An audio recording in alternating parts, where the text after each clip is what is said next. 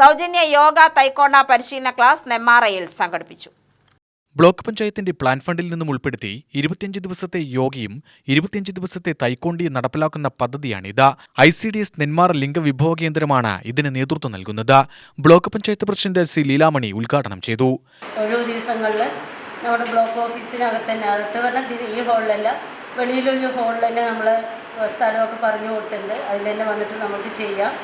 അപ്പോൾ ഈ ഒരു ദുഃഖാചരണം 7 ദിവസത്തെ നടക്കുന്നത് കൊണ്ടാണ് നമ്മൾ ഉദ്ഘാടന സെക്ഷൻ വേണ്ടാന്ന് തീരുമാനിച്ചത്.